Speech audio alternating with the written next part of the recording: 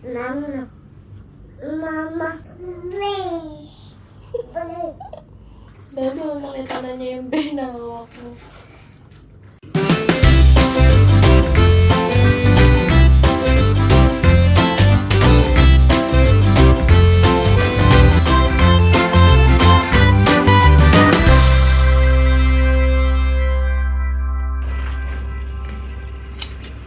Your turn!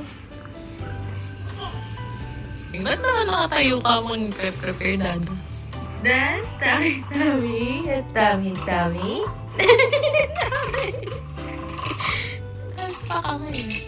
Dance, tummy. Singapore day number 2 na tayo! At syempre, kasama niyo ulit kami for another day to collect memories as a family. Slow morning lang kami. Hungry na si Sky. Buti na lang madami kaming nakahandang fruits.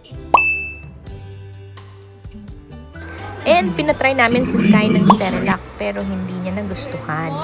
Enough lang to start the day because we plan to try foods later naman. Wow, pretty shoes. Ayan ang aming view. That's the view. Ginagawang building. Tapos meron dun sa babang river. Ang masasabi ko lang ay swerte kami dito sa nakuha naming room. Ang binook talaga namin ay 1 bedroom na may balcony dahil gusto talaga naming makapag-relax, nakita ang city view of Singapore. And masasabi kong swerte kami dahil pagdating namin doon, nung nag-inquire kami sa lobby kung meron pang natitirang edge side, ito yung last na natitira nila and binigay nila agad sa amin.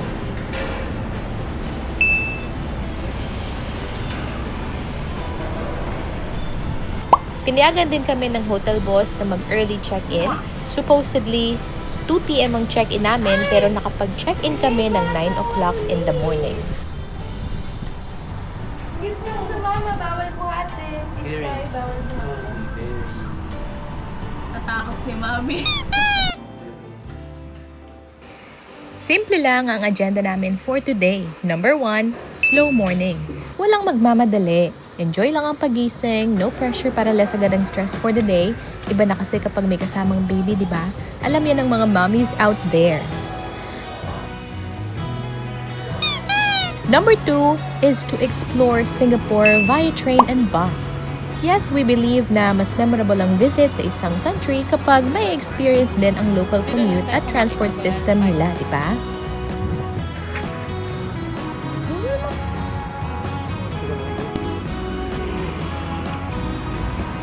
As a first-time mom, na first time rin nag-travel with the family, syempre worried rin ako lalo na for Alora dahil hindi ko alam ang public transport system nila.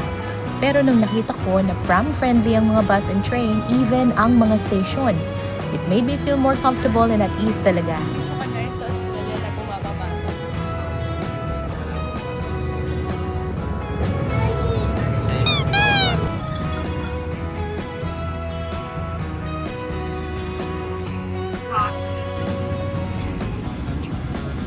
Hindi nahirapan ng baby namin at nakatulog pa nga si Alora Sky.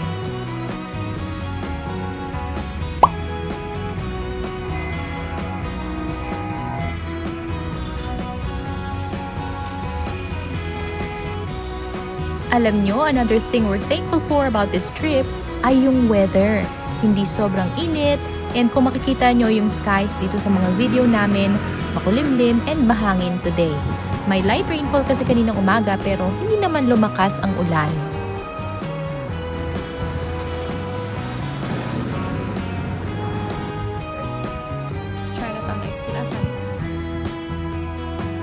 Dito talagang na-amaze ako kasi ngayon lang ako nakakita ng double-decker na bus. Harry Potter ang naalala ko dito kaya vinidyohan ko talaga. And speaking of Harry Potter, sa day 3, isi-share namin sa inyo ang pagpunta namin sa Harry Potter Visions of Magic. Please, abangan nyo yan ah!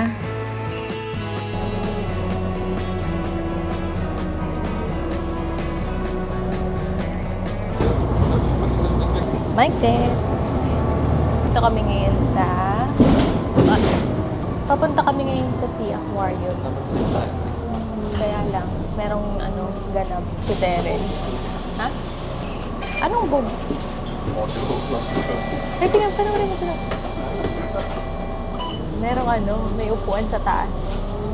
Sa Perth kasi, nasanay kami na kapag sakay kami ng bus, sanay kami na pag nag-Google Maps kami, very accurate yung mga instruction. Dito, hindi ganun. So, medyo nahirapan kami. Ayun, ang kaganapan. Bumalik kami, tapos ngayon, papunta na kami properly, which is 20 bus stop. 20, no? Yun lang. Bye!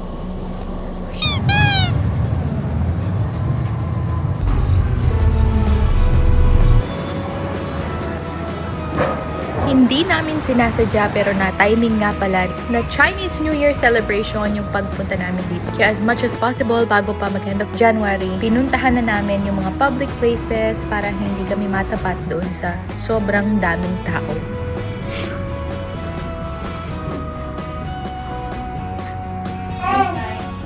Let's go!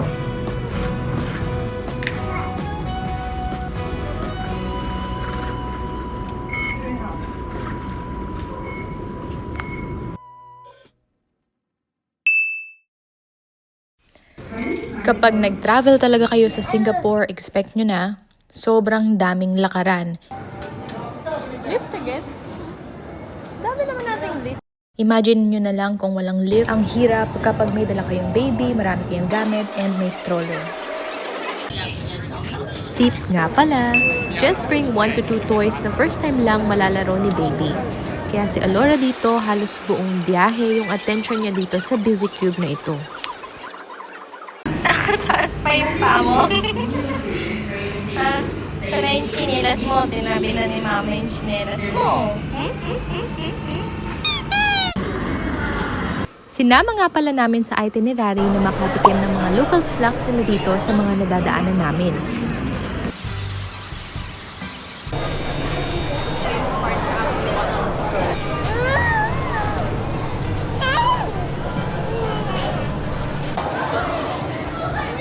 One egg tart, one padet. Isa na nga dyan ang favorite kong durian tart.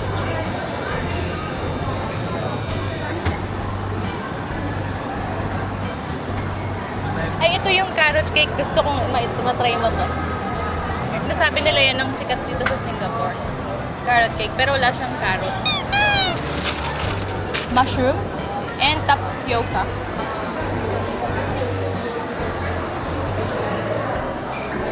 The best. Thai chong bacon. Thai Chong Bacon. Since 1954.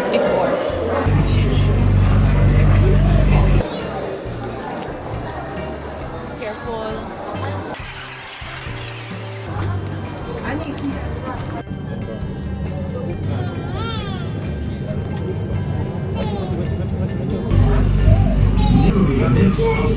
Challenging part lang talaga na very crowded yung train papuntang Resorts World. And then lahat excited makababa kaya may mga bagets na nanunulak. Kaya sa may mga dalang babies and naka-stroller, ingat lang tayo and alalay tayo sa mga babies natin.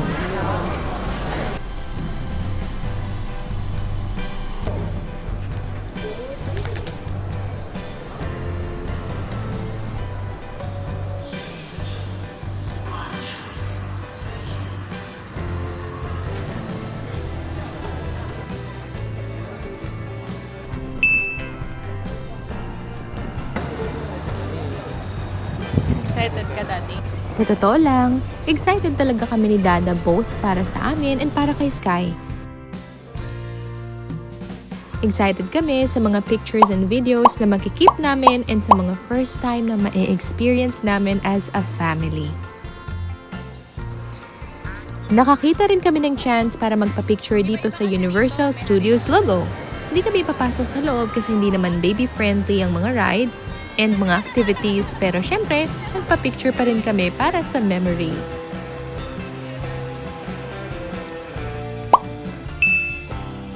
Number 3, ang pinaka-inaabangan namin, ang Southeast Asia Aquarium.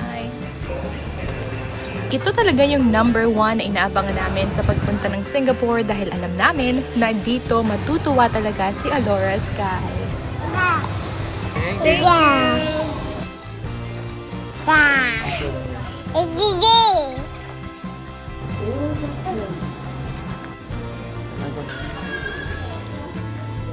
Baby, try mo to. Ang sarap. Carrot cake.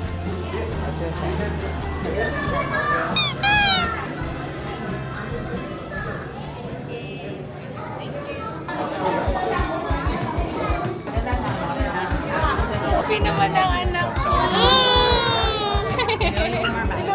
Like fish. Fish? You see the fish? Masaya kayo. Sky is happy. Huwag na tayo dyan mag-picture. Kasi mag-welcome photo tapos yung itsura, yun lang. Nataon lang na medyo maraming tao yung pagpunta namin dito dahil nga Chinese New Year celebration na tapat yung book dates namin. Pero not that bad naman. Oh, liit-liit. Singit-singit lang yan. Ang mga talagang kailangan pagpasensyahan ay yung mga kagaya nito. Mga walang manner. Huwag natin silang gagayahin. Why no? What? 还有长刺的海吗？ What's that?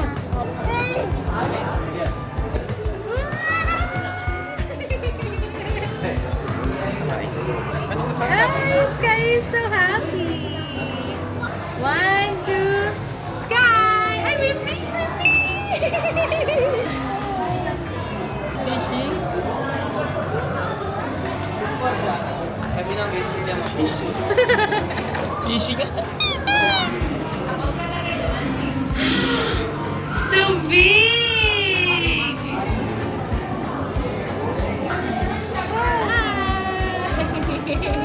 Hi, Sky! Kasalukuyan, nagpo-book si Sky! How are you?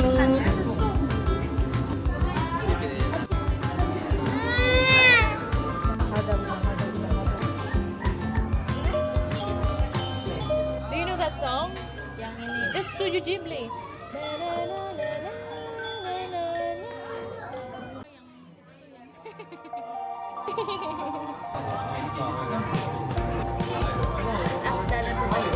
You like this?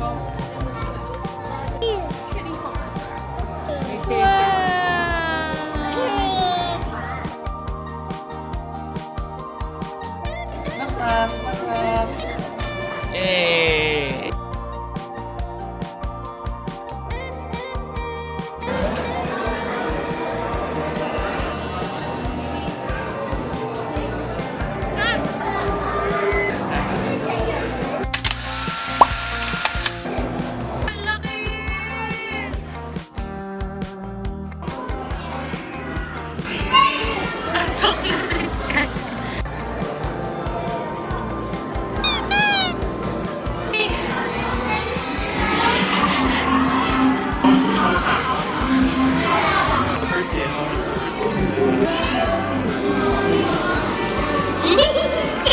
Hi!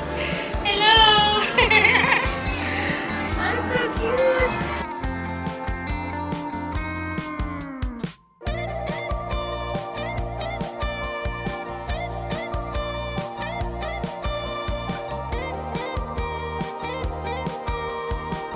Overall, 100% happy kami sa Sea Aquarium experience namin. Baby-friendly ang activity na ito. Nag-enjoy nga hanggang sa nakarelax at nakatulog si Sky. Kita nyo naman sa mga videos na masaya talaga si Alora. And si Dada, gusto niya kasi talaga yung mga ganitong activities kasama kami. Siyempre, hindi may iwasan may mga taong makikipag-unahan, mga walang manners yun talaga for me. Pero move on na lang talaga agad kami sa next view kapag may mga ganitong incident. And sa next vlogs nga pala namin, I will share naman sa inyo yung what's in our bag and yung mga hinanda ko as a mom para gawing baby-proof ang trip namin anywhere we go. Thank you! Panoorin niyo yun, ah.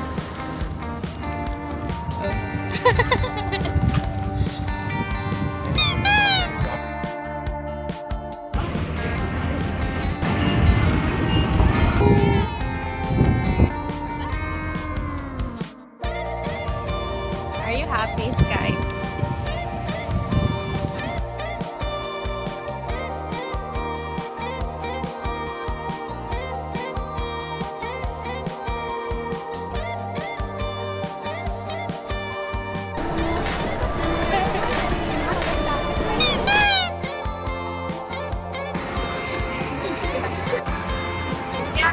Napag-iipakan.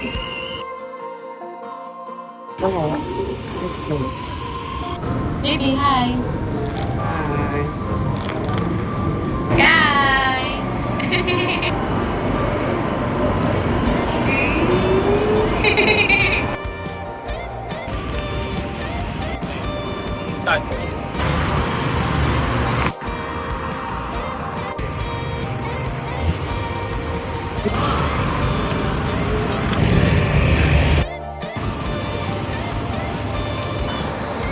Last stop na natin, dinner time sa Lau Pasat. Ang ganda ng timing at ng weather.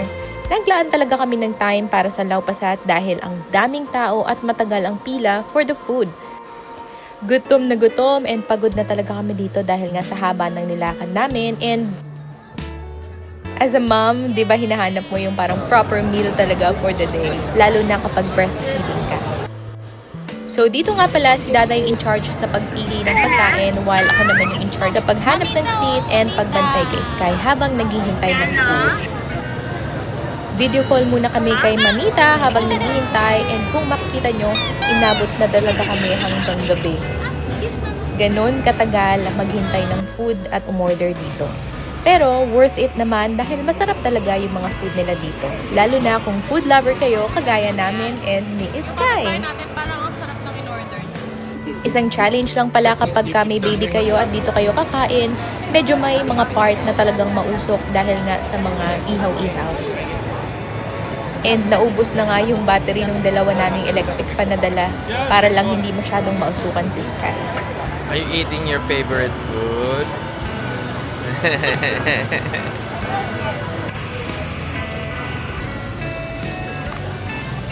Hanggang sa tulog nga again si Alora, and siguro going 8 o'clock na yan that time. Pauwi, dito yung time na nahirapan kami papunta sa train station. Magkahiwalay pala yung station na may lift and yung walang lift access dito sa area na ito.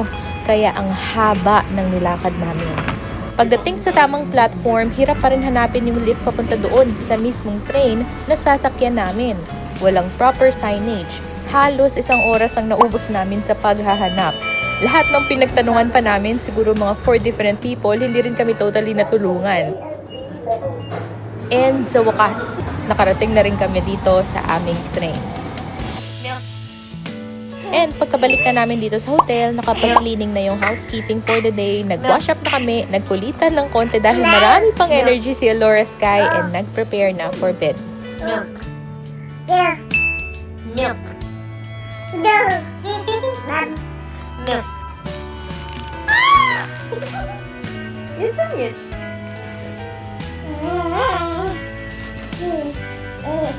Sita. Uy. At yan ang aming day 2 dito sa Singapore. Hindi ganun kadami ang agenda for today pero napagod, and madami naman kaming ikikip na memories as a family. Abangan nyo ang aming last days dito sa Singapore sa next vlog namin. Subscribe kayo sa amin na. Till next time!